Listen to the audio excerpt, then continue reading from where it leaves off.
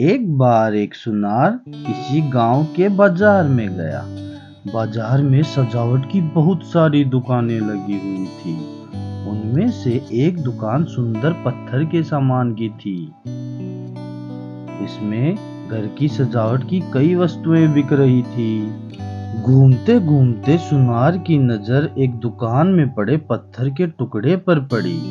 उसे देखते ही सुनार तुरंत समझ गया कि ये कोई साधारण पत्थर नहीं बल्कि एक मूल्यवान हीरा है। उसने दुकानदार से कहा, भाई ये कितने रुपए का है?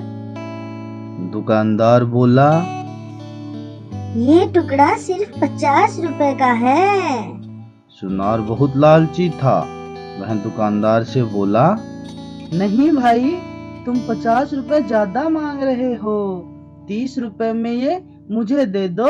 दुकानदार ने साफ मना कर दिया। उस समय दुकान में कोई और ग्राहक नहीं था। सुनार ने सोचा, मैं थोड़ा आगे घूम कर आता हूँ, तब तक क्या पता यह मुझे हीरा 30 रुपए में दे दे। और वह आगे चला गया। थोड़ी देर बाद वह वापस लौटा तो उसने देखा वह हीरा तो दुकान में नहीं है।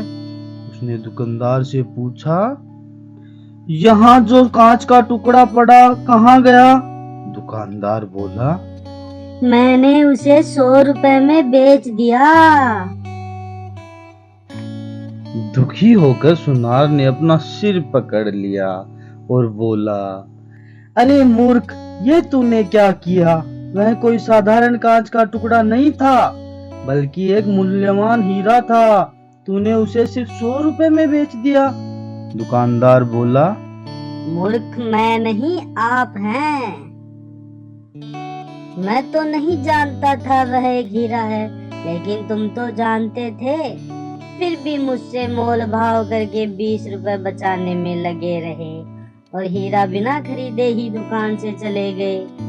दुकानदार की बात सुनकर सुनार अपनी मूर्खता पर पछताने लगा और दुखी होते हुए खाली हाथ घर लौट आया। तो बच्चों, यह कहानी हमें यह सिखाती है कि कभी कभी हमारा लालच हमें बहुत बड़ा नुकसान करा देता है।